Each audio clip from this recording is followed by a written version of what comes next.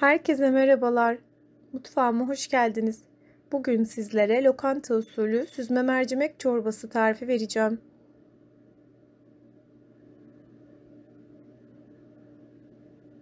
Çorbam için 200 milimlik bardak ölçüsüyle 1 su bardağı kırmızı mercimeğim var. 1 diş sarımsak, 1 baş soğan kullanacağım.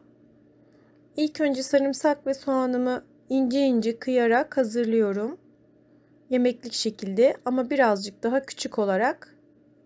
Daha sonra tencereme yarım çay bardağına yakın sıvı yağ ilave ediyorum.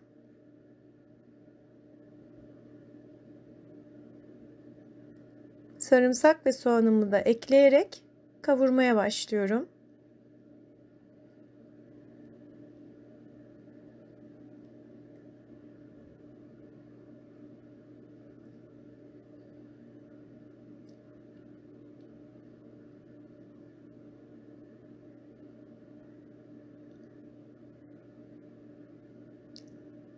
Soğan ve sarımsak bir miktar kavrulduktan sonra 1 yemek kaşığı un ilave ediyorum ve kokusu çıkana kadar kavuruyorum.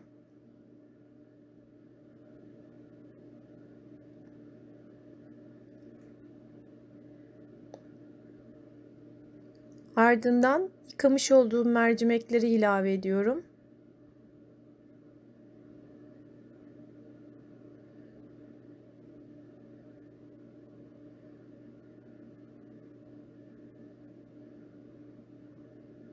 ...10-15 saniye daha kavurduktan sonra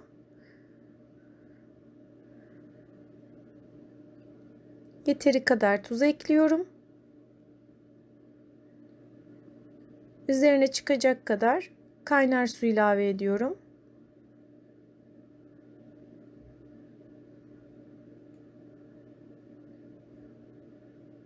Benim düdüklümde düğmesini kapattıktan sonra kaynamaya başlayıp da düğmesini kapattıktan sonra 3 dakikada bu çorba pişiyor. 3 dakika sonra ocağımın altını kapatıyorum.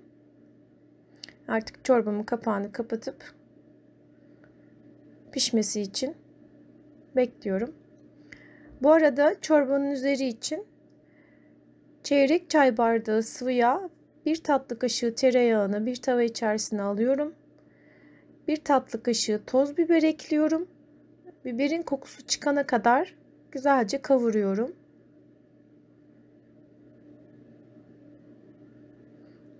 Artık çorbam hazır.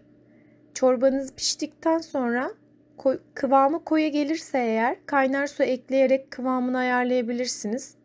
Ben biraz daha koyu kıvamlı sevdiğim için su eklemedim. Üzerine tereyağı ve kırmızı biberle yaktığımız karışımı da döküyorum. Artık çorbam servise hazır. Yapacakları afiyet olsun. Kanalıma abone olmayı, yorum yapmayı, paylaşmayı unutmayın. Hoşça kalın.